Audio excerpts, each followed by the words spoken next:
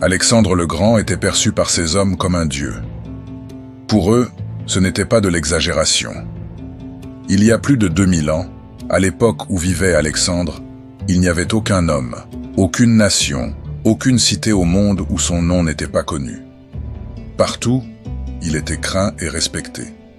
Il avait bâti un empire gigantesque, gravant son nom dans l'histoire au marteau et au sang. Son ambition, elle était sans limite, sa volonté, inflexible, et son but, l'éternité.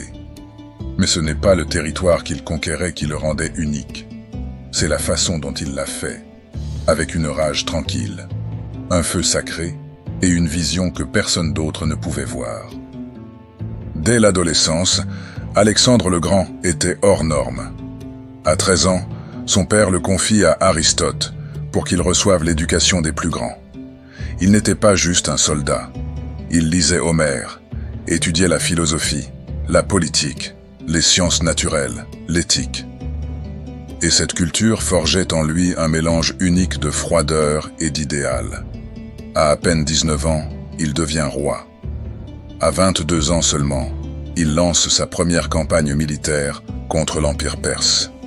Et à 32 ans, il a conquis la moitié du monde connu. Mais derrière cette grandeur se cache un paradoxe.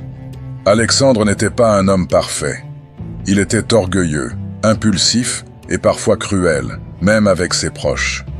Il voulait tout contrôler, et pourtant, c'est peut-être justement ce feu intérieur qui lui a permis d'élever son destin à un niveau inaccessible, car il ne fuyait pas la douleur, il la cherchait.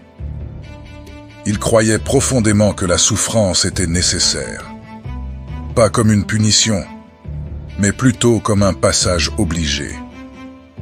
Tout ce que tu veux dans la vie se trouve de l'autre côté de la douleur. C'est ce qu'il répétait à ses soldats. Et il appliquait cette idée à lui-même.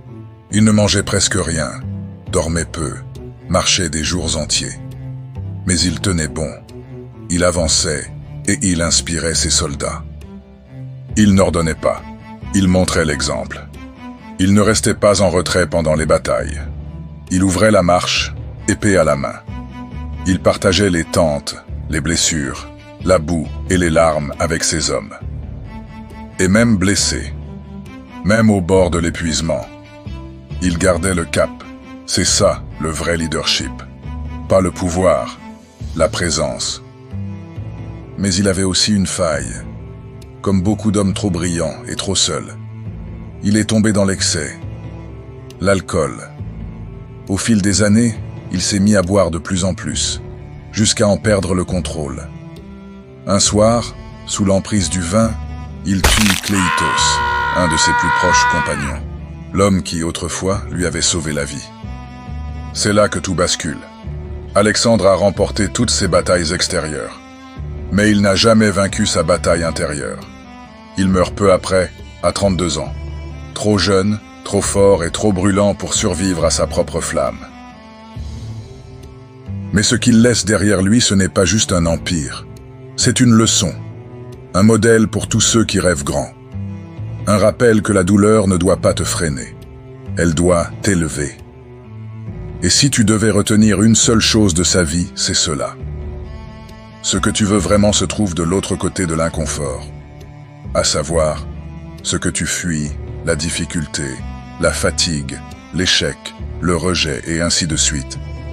C'est exactement là que tu dois aller, parce que c'est là que se forge la grandeur. Si tu veux continuer à en apprendre plus et à devenir plus fort, abonne-toi à la chaîne et partage cette vidéo pour nous aider à la référencer et toucher le plus de gens.